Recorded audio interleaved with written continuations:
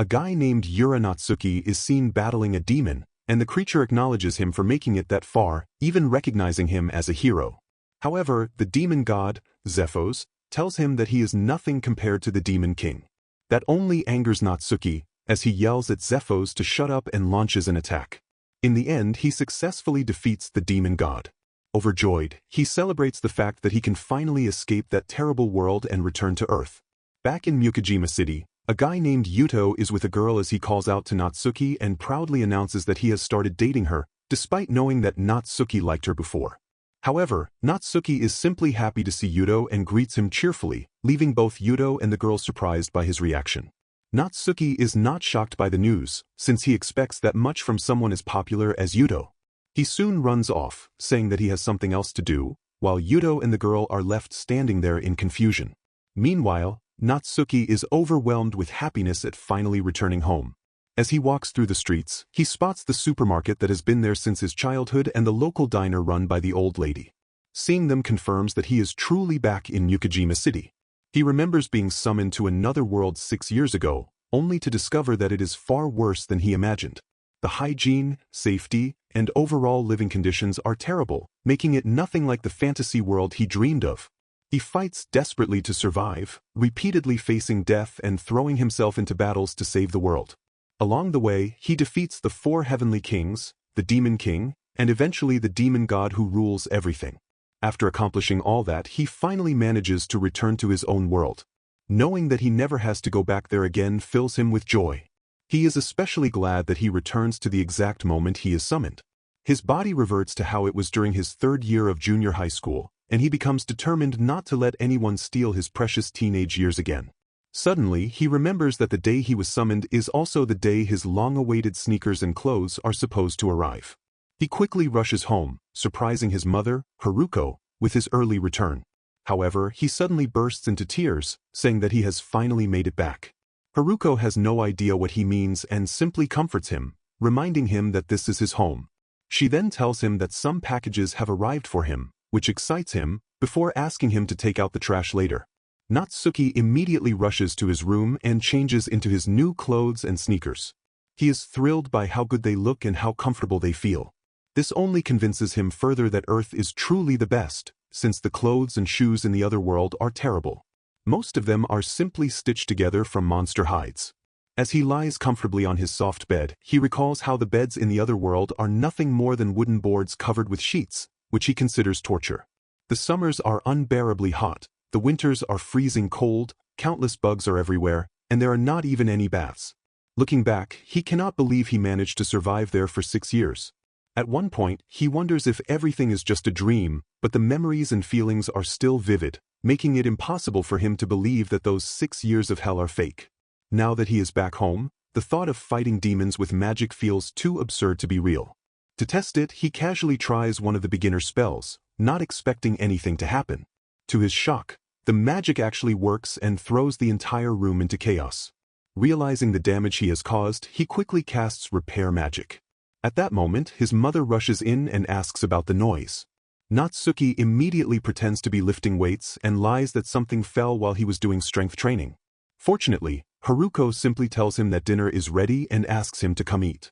At that same moment, somewhere in Mukajima City, inside the Minazuki family's main residence, a woman is performing a ritual and asks the 2 girls beside her if they can sense the magical energy in the air.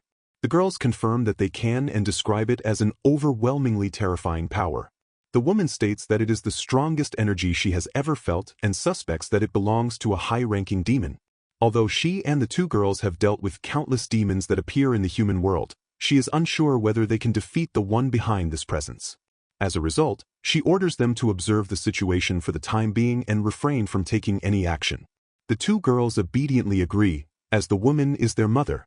The next day at school, Natsuki is seen playing a monster fighting game on his phone. He finds it enjoyable when it is only a game, because he knows that in reality, fighting monsters is terrible, as it leaves him exhausted, injured, and unable to forget the smell of blood. Because of that, he no longer finds his school life boring, as he realizes that a peaceful daily life is something truly wonderful. With that in mind, he decides to enjoy his youth to the fullest, and maybe even get a girlfriend along the way. Just then, one of his classmates approaches him to confirm whether Yudo really gets a girlfriend named Noah from Class F. Since Natsuki is Yudo's childhood friend, the classmate wants to know if he has any information about it. However, Natsuki replies that he has no idea and that he does not really care about things like that. At that moment, a girl suddenly walks up to Natsuki and calls his name, immediately drawing everyone's attention toward them. However, the girl tells him that she has something she would like to discuss and asks if he can spare some time for her. With that, the two of them head outside, while Natsuki wonders who the girl is and what she wants to talk about.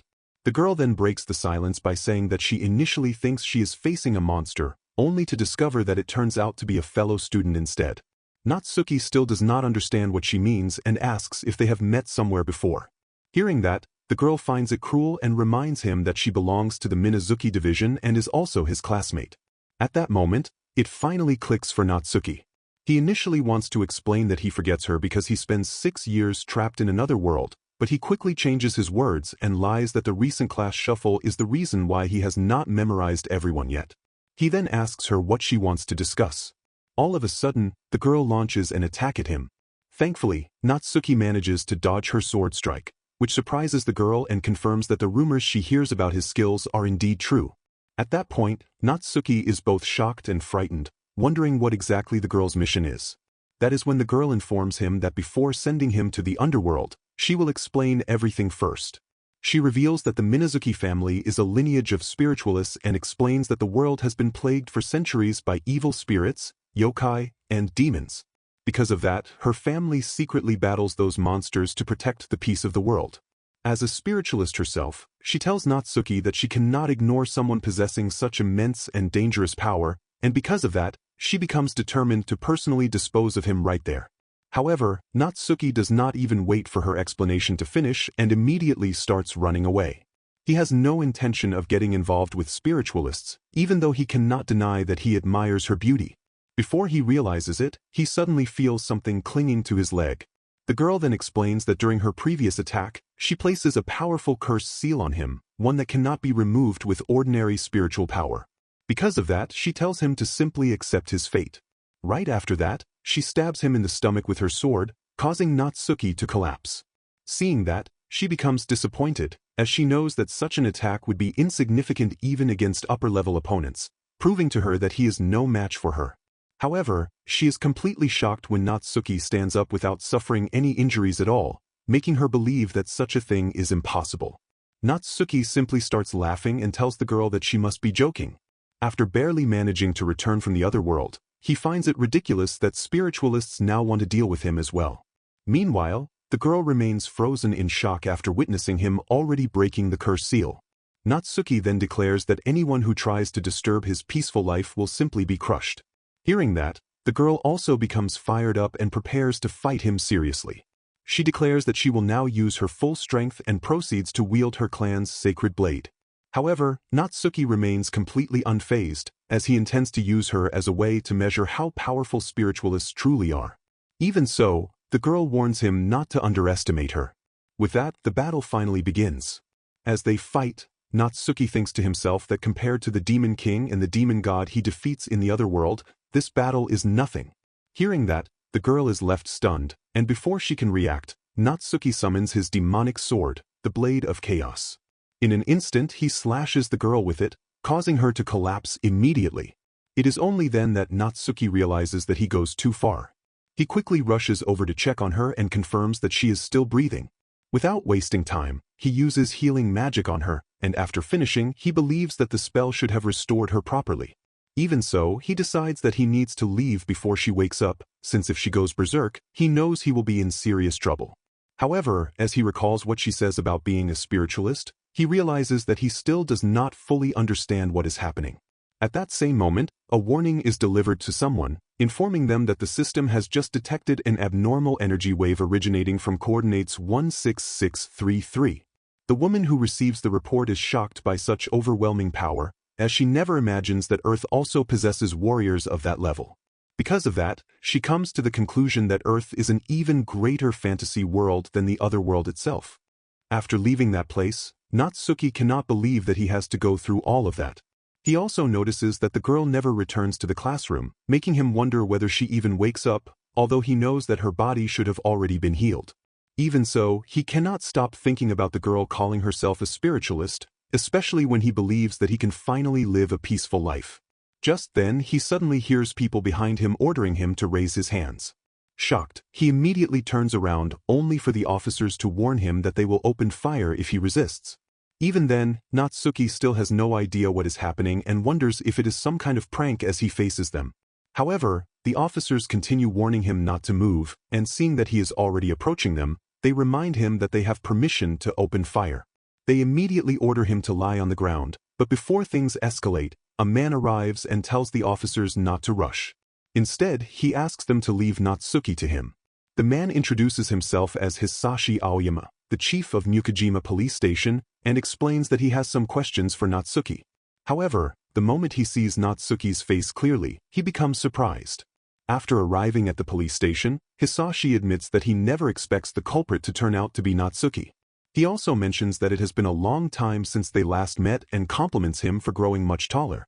In reality, Hisashi is an old acquaintance of Natsuki's mother, Haruko, while Natsuki sees him as nothing more than a neighboring uncle.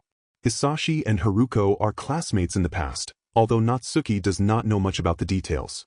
Soon, Hisashi introduces him to his daughter, Ginko, explaining that she also works as a police officer at Mukajima police station. Seeing that the conversation is drifting into unnecessary topics, Natsuki bluntly tells him that he does not care about all that and instead asks why he is arrested despite doing nothing wrong. In response, Hisashi asks him whether he has ever heard of spiritualists. Natsuki remains silent, and from the expression on his face, Hisashi immediately realizes that he seems to know about them. Because of that, Hisashi explains that spiritualists have existed for ages and that most of them belong to an organization known as the Institute, which is officially recognized by the government.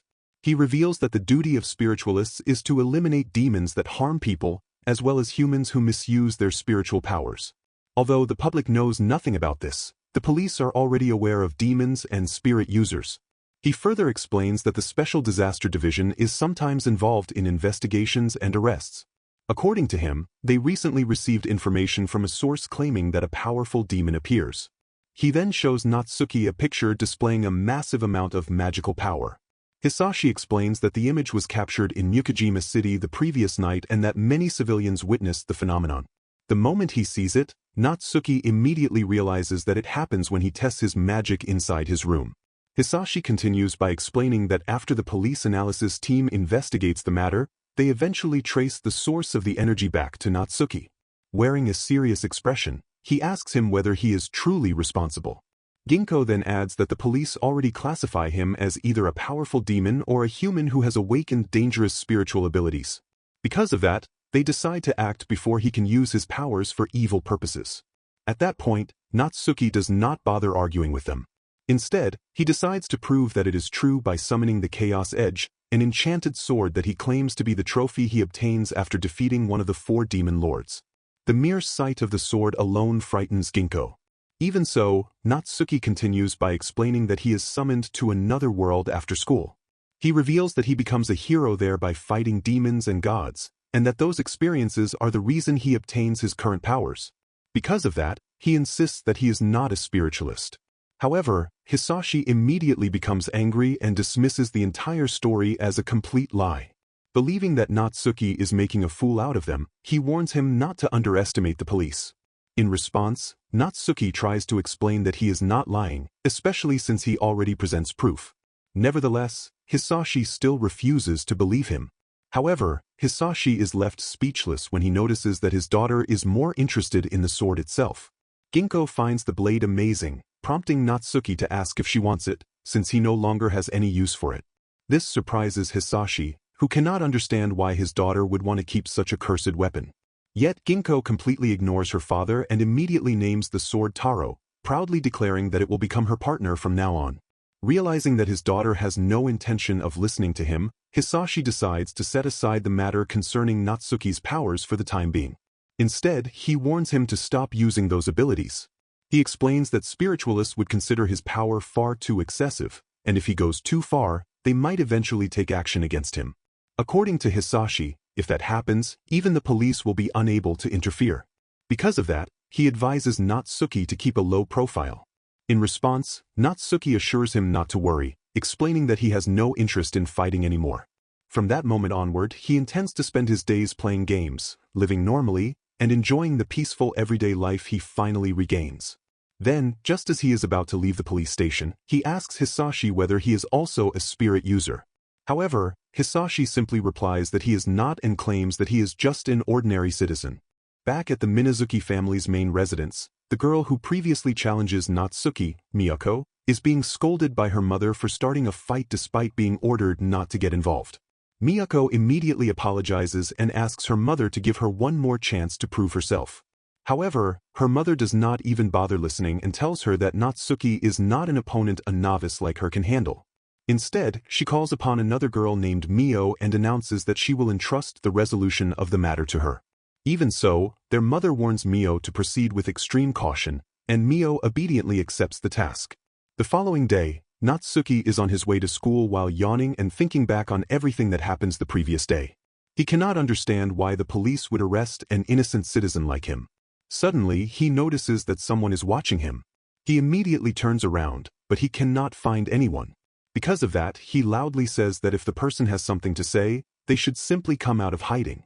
Before he even realizes it, an arrow is suddenly fired at him. Fortunately, Natsuki catches it before it can injure him. However, he notices a talisman attached to it, and almost immediately, he begins feeling as though something is restraining his body. At that moment, the girl finally reveals herself and explains that the talisman is a sealing charm, meaning that he can no longer use his magic. Natsuki then asks who she is, and the girl introduces herself as Miyako's older sister.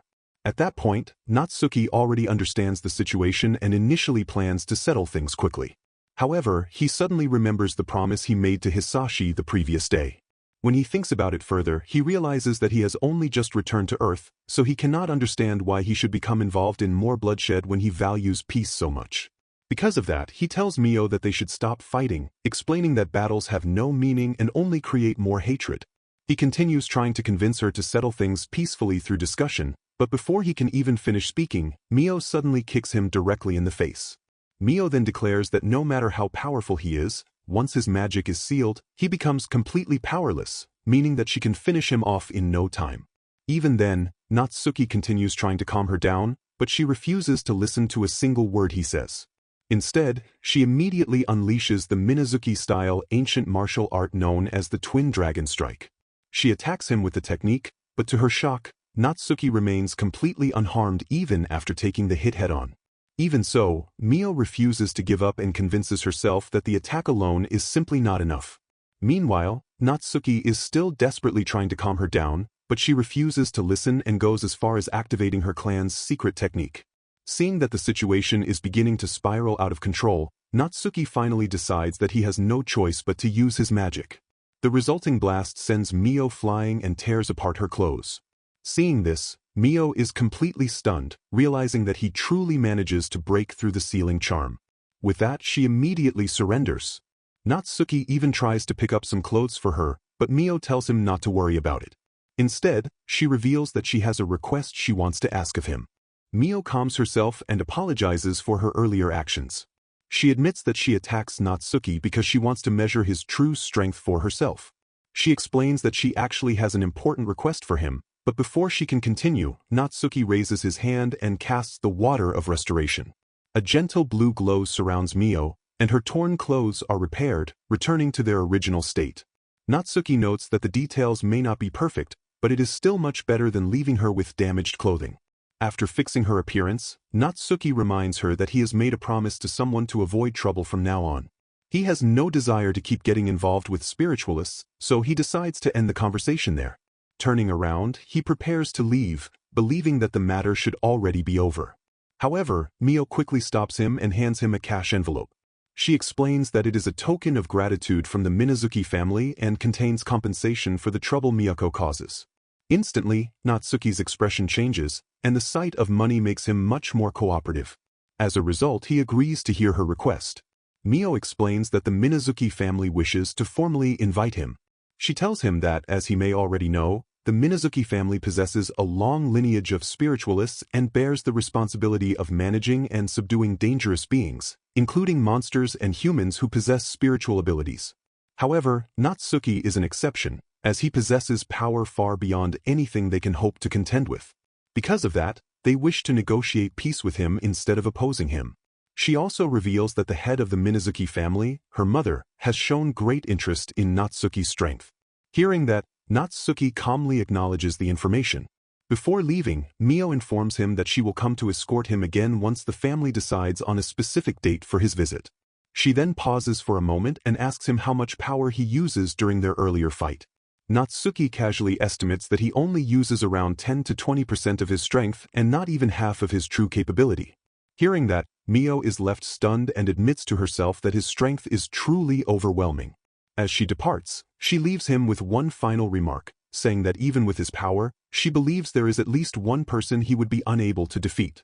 Later, at the Minazuki family's main residence, Mio reports back to her mother and informs her that she meets with Natsuki and that he agrees to visit. Her mother praises her for handling the situation properly and then asks for her personal impression of Natsuki. Mio explains that Natsuki is unbelievably strong, yet his behavior and presence feel completely ordinary, just like any other middle school boy. Her mother listens carefully and remarks that Natsuki is truly a mysterious child. She cannot help but wonder how someone who appears so ordinary could possess such unimaginable power. Back at the Minazuki family's main residence, Mio's mother reflects on Natsuki's power and considers the possibility that he might be strong enough to destroy the entire Minazuki family if he truly wished. However, she also understands that someone like him could become a valuable ally. Meanwhile, the school day comes to an end, and the students who are not participating in club activities are instructed to head home immediately. Natsuki stands in front of his locker while absent-mindedly thinking about the request Mio asks of him. He recalls their conversation, but then remembers that he becomes too distracted by the money she gives him and stops paying attention halfway through. Deciding not to dwell on it, he simply starts thinking about buying something delicious on his way home. His thoughts are suddenly interrupted when Yuto calls out to him. Yuto immediately apologizes and admits that he really messes up regarding Noa. He explains that he knows Natsuki likes her, but while trying to talk to Noa, things somehow escalate into the two of them going on a date. Yuto then reflects on the first time they meet back in kindergarten, when Natsuki forgets his crayons and shares his own with him. Since then, Yuto admits that he has always ended up taking things from Natsuki, including newly bought games, manga, his first bicycle, and now even the girl Natsuki likes. Filled with regret, Yuto confesses that he truly feels bad about his actions and understands why Natsuki should be angry. He emphasizes that he never intends to hurt him and admits that the betrayal weighs heavily on his own heart as well. Because of that, he sincerely asks for forgiveness. However, Natsuki shows no concern at all. He calmly tells Yuto that it is fine, explaining that he barely even remembers most of those incidents anymore. Hearing that, Yuto is left stunned and insists that Natsuki should not pretend to be strong. He reminds him that the old Natsuki would have already burst into tears and run away after suffering such betrayal. Hearing those words, Natsuki pauses and wonders whether he really used to be like that before being transported to the other world, because he can no longer remember clearly. After all, betrayal becomes something he experiences almost every day in that world. He has to deal with scams, theft, power struggles, and countless near-death situations caused by former allies who eventually joined the Demon King's army. Those experiences turn every day into a nightmare. Compared to all of that, the small dramas of Earth feel peaceful, almost adorable, and nowhere near as threatening. Trying to mend their friendship, Yuto extends his hand toward Natsuki as a gesture of gratitude and reconciliation. However, the moment Natsuki accepts the handshake, he senses something strange. A faint flow of mana passes through Yuto, and Natsuki immediately realizes that he is not the only person with supernatural abilities on Earth. Feeling the presence of spiritual energy, he is left shocked, as it confirms that there are people in this world who possess powers far beyond those of ordinary humans. As Natsuki walks home, his thoughts drift back to the power he senses from Yuto earlier. The energy possesses a strange and almost magical quality, something he has never truly encountered on Earth before. Because of that, he starts wondering just how much of this world is actually ordinary and how much of it hides things beyond his understanding. The thought causes him to pause for a moment as the breeze brushes against his face, before he continues walking through the quiet streets. Just then, a cheerful voice suddenly calls out to him. A young girl named Ayakawa appears from the side and addresses him as Big Brother. At 13 years old, she has bright eyes and an almost overwhelming amount of energy. She explains that it has been a long time since they last meet and asks whether he has a moment to talk. However, Natsuki barely glances at her and continues walking, hoping to ignore her completely. But immediately calls out to him again and urges him not to ignore her. Natsuki eventually stops and slowly turns around, questioning whether she is really speaking to him, and nods and explains that she wants to apologize for the way she treats him until now. She admits that she still likes him and hopes that they can get along again. However, Natsuki does not trust her at all. He suspects that she is trying to pull some elaborate scheme or scam and thinks that she might be pretending to be a long-lost sibling just to deceive him and take his money. Because of that, he coldly dismisses her claims, tells her to try the same trick on someone else, and walks away. In his mind, he reasons that the best way to deal with scammers is to ignore them completely, assuming that she will eventually give up. The following day, Anne appears once again at school. She approaches him with a bright smile and lightly scolds him for arriving late, claiming that she has been waiting for 20 minutes. She even reaches out to fix his hair, showing just how persistent she is. However, Natsuki barely reacts, and his patience gradually starts running thin. Later in the afternoon, Anne surprises him with a homemade lunch and insists that he cannot continue living on sweetbread alone or he will fail to get proper nutrition. She even makes sure to prepare all of his favorite foods with cheerful determination. Even after school ends, Anne continues trying to get closer to him. She rushes over to his classroom, only to discover that Natsuki has already left. Nevertheless, she refuses to give up and follows him outside, determined not to let him return home without noticing her presence. Meanwhile, Natsuki walks along the road while becoming increasingly annoyed. He starts wondering whether Anne is after the money he recently receives from Mio. The thought irritates him, as he concludes that she must somehow hear about it from somewhere. Since he plans to use that money to buy a new bicycle, there is no way he intends to hand it over to anyone. Later that night, at around 11:30, Natsuki is sleeping peacefully in his room without realizing that a disturbance is approaching. Suddenly, a shadow moves across the room, causing him to wake up in shock, only to find Anne standing there. Startled, Natsuki immediately confronts her and demands to know why she has been following him since yesterday and how she even manages to enter his house. He even asks whether she is some kind of burglar. However, Anne quickly denies it and explains that she enters with a spare key. She tells him to stop pretending that he does not remember because they used to live together, so naturally she still has a key.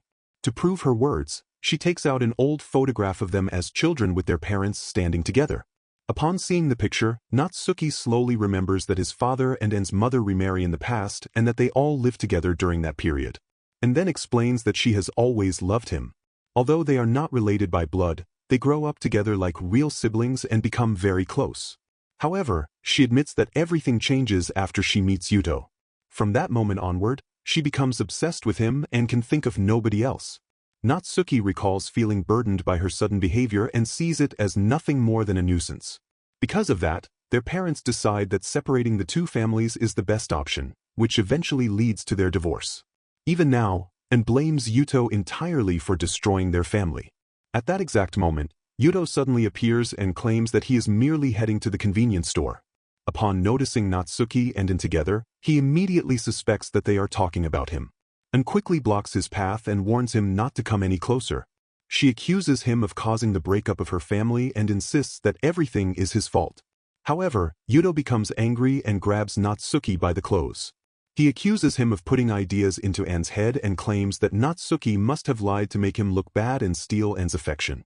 In response, Natsuki firmly denies all of those accusations and insists that he does nothing of the sort. Seeing the tension escalating, Anne steps forward to protect Natsuki.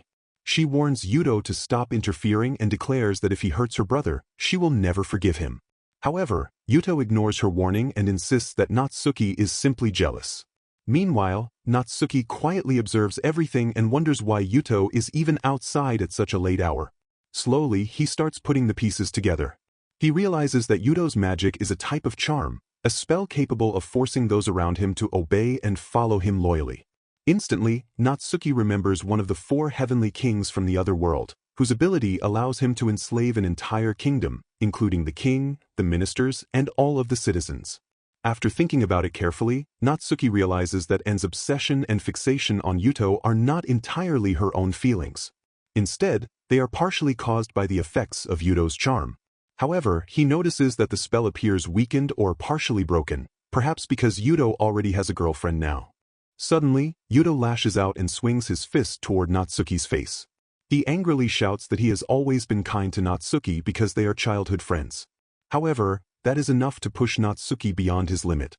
Angered, he instantly retaliates with a sharp kick straight to Yuto's groin. Yuto immediately doubles over in pain, giving Natsuki the opportunity he needs. Without hesitation, he turns to In and asks her to take care of Yuto while he steps back, still trying to understand the bizarre situation unfolding around him. As he retreats, Natsuki reflects on the strange individuals he keeps meeting. First, there are the spiritualist sisters, and now there is someone capable of using an incredibly powerful charm to manipulate others. At that moment, he realizes that life on Earth is far from ordinary and that danger somehow continues to appear wherever he goes. Determined to protect his peaceful life, he resolves that he will never allow anyone to ruin the calm and quiet days that he works so hard to regain. However, despite his firm determination, Natsuki cannot shake off the feeling of unease lingering within him. Deep down, he understands that no matter how desperately he wishes to avoid trouble, another incident is already beginning to unfold on Earth. At Mukajima Island's bustling shopping district, Natsuki sits on a bench while happily devouring a hamburger. He cannot help but think that whoever invents hamburgers must be a genius. Every bite fills him with satisfaction, and he eats with so much enthusiasm that the people around him stop and stare in disbelief at his excitement. As he enjoys the delicious taste, he remembers the food from the other world, which is bland, unpleasant, and often barely edible.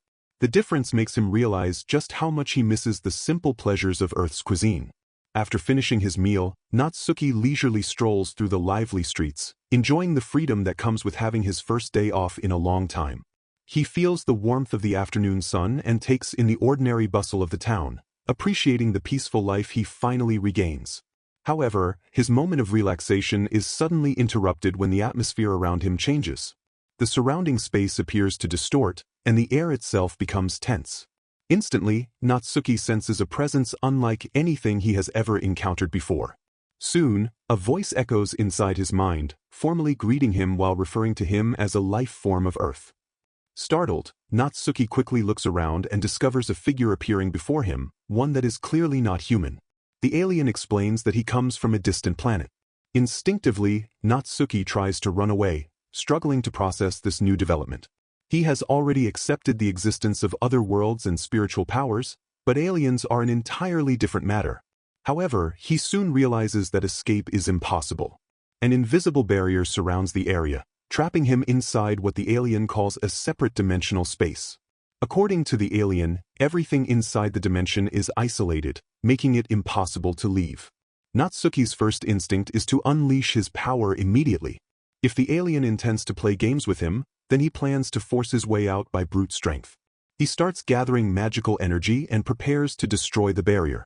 However, the alien quickly raises a hand and stops him, explaining that he has no intention of fighting and only wishes to ask for a favor.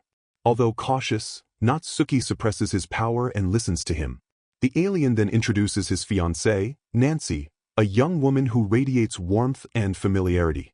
He explains that they have known each other since childhood and recently become engaged. Wanting to enjoy some peace before their wedding, they decide to visit Earth for a trip. Unfortunately, disaster strikes when Nancy is captured by humans living in the town, including one individual who possesses strange powers. The alien only manages to escape because another passerby helps him, but Nancy is taken away, leaving him devastated. In his despair, he senses Natsuki's overwhelming power and realizes that he might be the only person capable of rescuing Nancy and bringing her back safely. Hearing all this, Natsuki cannot help but remember how much he loves science fiction movies before being summoned to another world. He watches everything from popular blockbusters to obscure B-movies, without discrimination. Seeing an alien asking him for help while standing in the middle of the city feels exactly like one of the scenes he always admires. A smile appears on his face, and without hesitation he agrees to help. Deeply moved, the alien asks for his name and then introduces himself with his full title, Jack Londock, Jasper Williamson Chamber Hanamaki. Hearing such an absurdly long name, Natsuki can only blink in disbelief and comment that it is way too long. Later, high above Mukajima City, Natsuki rides his bicycle through the sky while the wind rushes past him. Jack sits inside the front basket while desperately trying to hold on. Although Jack praises Natsuki's ability to fly, He complains that riding through the air inside the basket is cramped and uncomfortable. In response, Natsuki grins and points out that letting an alien walk around on the ground would create a huge commotion. Besides, according to him, aliens are supposed to ride inside the front basket whenever they travel on bicycles. Jack then asks whether Natsuki truly knows where Nancy is. Natsuki nods, and Jack explains that he is tracking a faint signal emitted from a device implanted inside Nancy's body. The signal eventually leads them to an old isolated facility located around 7 kilometers away. Inside the building, Nancy lies restrained on a bed while the president of the Unidentified Creature Research Society, Hiroshima Mitrai, stares at her with satisfaction. Convinced that they finally discover a real alien, one of his subordinates excitedly talks about the fortune they are going to make. However, Hiroshi quickly corrects him and claims that their ultimate goal is scientific research. He declares that they intend to study Nancy's biology from head to toe and immortalize their names in scientific history. Without wasting a second, Natsuki charges straight through the wall on his bicycle, crashing directly into Hiroshi and sending him flying into the opposite wall. Although he notices that the impact damages his bicycle, he has no time to worry about it. Several men rush toward him, but Natsuki reacts instinctively. He drives his elbow into one man's stomach and sends him crashing into a wall before throwing a pebble at another person attempting to escape. Furious, he demands to know why they kidnap an innocent alien. He further declares that as a science fiction fan, he will never forgive anyone who destroys the possibility of friendship with extraterrestrials. In just moments, he defeats the remaining security men and clears the path for Jack to reunite with Nancy. Just as they prepare to escape, a man wearing dark sunglasses appears and blocks their way. The moment Jack sees him, he immediately warns Natsuki to be careful, revealing that the man is the one responsible for capturing Nancy in the first place. Slowly, the mysterious man removes his sunglasses and reveals a pair of sharp eyes glowing with an unnatural light. The instant he locks eyes with Natsuki, he activates a spell known as paralysis chaining. Natsuki feels invisible chains attempting to bind him and immediately realizes that the man is a psychic. The ability is designed to immobilize anyone who meets his gaze. Smiling arrogantly, the psychic boasts that despite being an outcast and rogue among psychics, he is willing to commit any crime for the right amount of money, including kidnapping aliens. He proudly declares that he has no intention of allowing them to escape. However, Natsuki remains calm and channels his magical power. In an instant, the chains shatter and disappear completely. Witnessing this, the psychic staggers backward in utter disbelief. Without hesitation, Natsuki orders Jack to take Nancy and leave immediately, promising that he will catch up later. Enraged, the psychic attempts to stop them, but Natsuki throws a powerful punch directly into the man's face and sends him crashing into the wall. He angrily declares that the psychic will pay not only for terrifying Nancy during her captivity but also for damaging his mother's bicycle, something he still cannot forgive. Desperately, the psychic tries to explain that aliens are descendants of gods and that the divine realm where the gods reside is actually outer space itself. According to him, studying aliens would provide humanity with undeniable proof of the existence of gods. However, Natsuki has no interest in hearing such excuses, and his attention soon shifts elsewhere. Suddenly, a tremendous wave of energy erupts around him and blasts several walls into rubble. A winged woman gracefully descends from above while releasing an overwhelming aura. Looking down with boredom, she remarks that she expects to meet a truly powerful opponent, but Natsuki fails to live up to her expectations. Her presence exudes complete confidence as she boldly proclaims herself to be the strongest. Meanwhile, Natsuki glances at the unconscious psychic lying at his feet and notices the torn remains of his brand new clothes. Irritated by the unnecessary damage, he grumbles under his breath. Seeing his reaction, the winged woman smiles faintly with interest and remarks that things are becoming far more entertaining, hinting that she might spend some time playing with him.